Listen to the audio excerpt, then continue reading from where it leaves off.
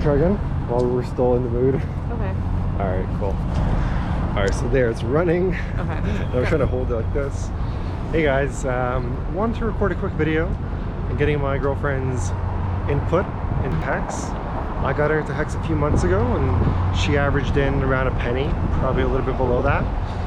It's around like 0.7 to 0.9 of a penny. Yeah. So really good entry considering we're currently at about a penny 6, though we just recently broke all-time highs. Now we're trying to make our HECS journey a little bit more fun, so we made a quick bet. I'm betting her that in the next week, so 7 days from today, it will break 2 pennies. It's so hard to say it. 2 pennies and a third. So 0.023. If she wins and it does not cross above 23, then I get to make her a fancy and big vegan dinner with vegan dessert.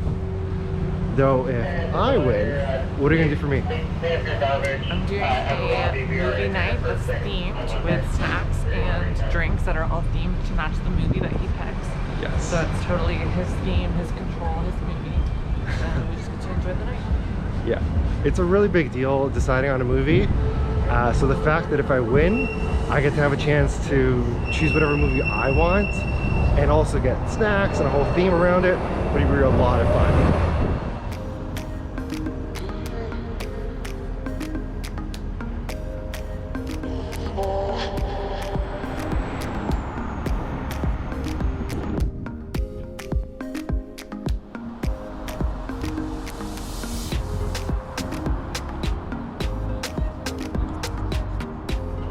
Alright, we're about to go buy a bouquet and maybe dinner.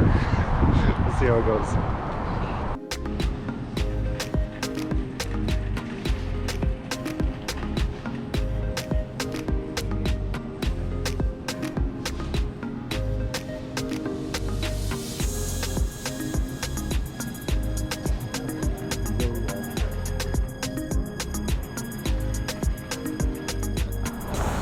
Alright, so wanted to also get her input on what value she sees in crypto investing and specifically HECS. So tell us about like what brought you to HECS, or like why you pulled the trigger. Well, obviously you've been experimenting with cryptocurrency through the duration of our relationship, so it wasn't a new concept to me. And for me, I've already seen some returns from Bitcoin in 2018. I was able to do around I would say it was like 50 to 100% of what I had put in, which was only like $1,000. So that was cool, and I knew it worked. So I had that for trust, and then I was looking around and seeing the inflation inevitably happening because of the pandemic, and so I was thinking, okay, obviously you want to invest your money if you have savings. And a lot of people are going into real estate, which is probably like a smart move because you have tangible investment that you can enjoy while you're investing in it.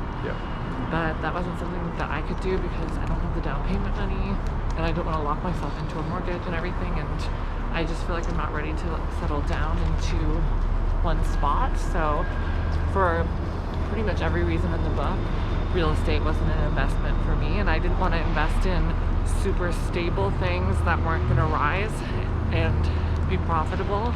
I wanted something a little bit more exciting. So I decided to do HECS. It's a newer crypto. It has a lot more potential, whereas Bitcoin and stuff, they're already up there. They're the big ones, and they have a lot more power needed to increase. So rather than bandwagoning, I wanted to be a part of an altcoin that had a lot of integrity.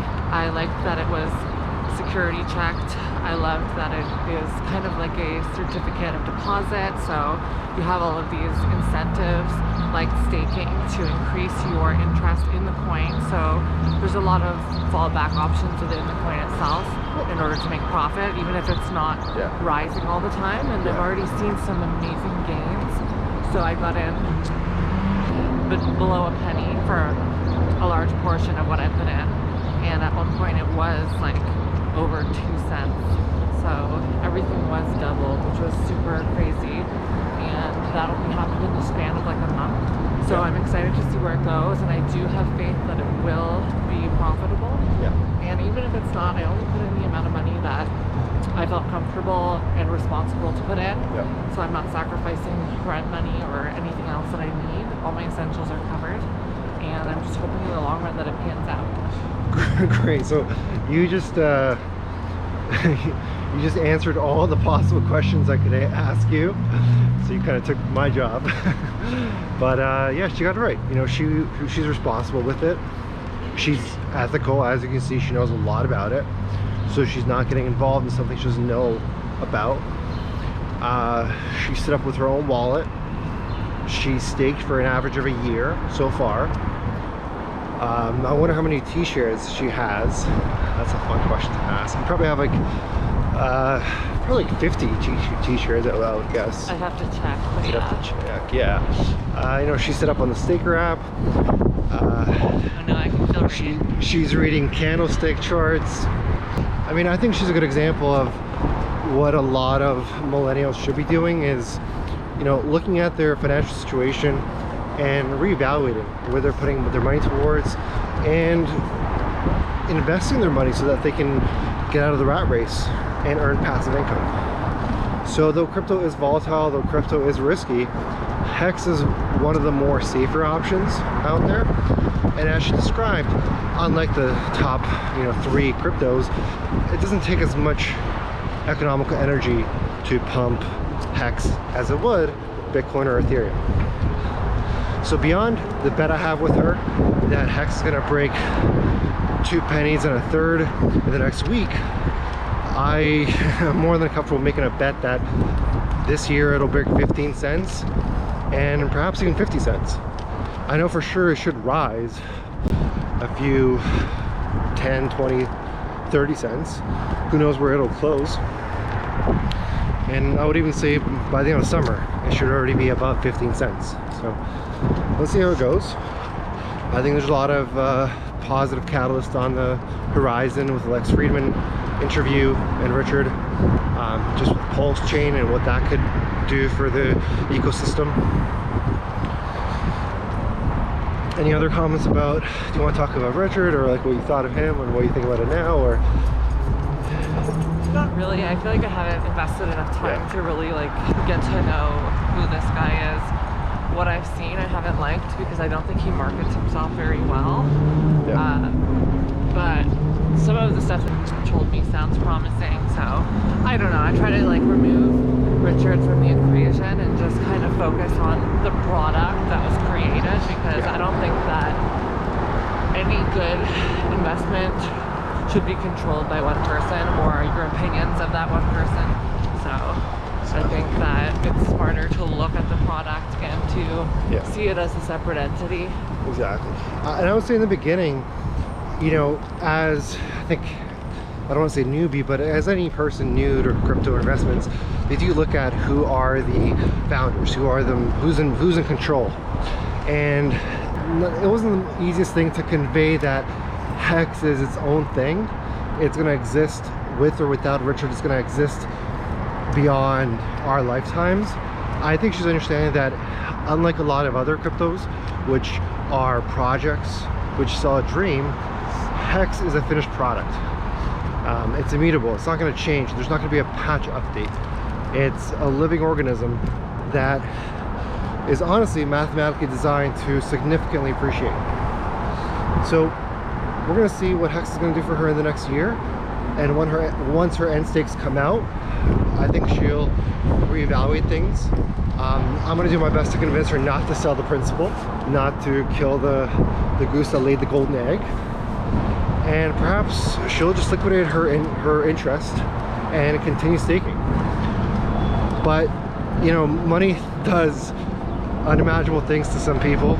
You can't really predict what they're going to do. So if, for example, her end stakes come out and it's at 50 cents, I wouldn't blame her if she just wants to liquidate everything and go live her life and put it towards a property.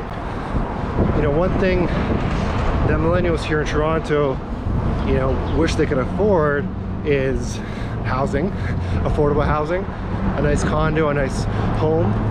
And due to a lot of the factors, you know, that have only been accelerated due to the pandemic, it's become very unaffordable.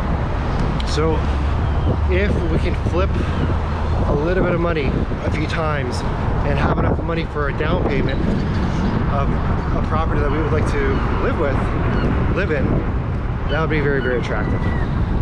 So do you think your financial goals are to have enough for a property, or?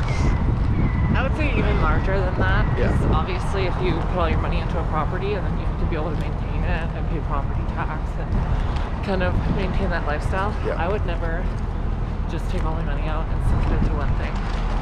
So Even if it's a property, yeah. yeah, even if it's a property, it depends on the circumstance. Like if I feel like it's going to go down and like I need a property, then sure, like it just depends on the climate. But I think that overall I would like to diversify and be able to like maybe afford at least 2 properties. Okay. So one a somewhere rental? warm and one, Okay. no, not even a rental, just Yeah. owning 2 properties. Yeah, I agree with that. Like one here near family and one somewhere else that I can visit. Because I don't like the idea of just like locking myself down at a young age and like staying in, honestly, a climate I hate. Like it's so fucking cold and windy Yeah. here. This is like almost it's- May.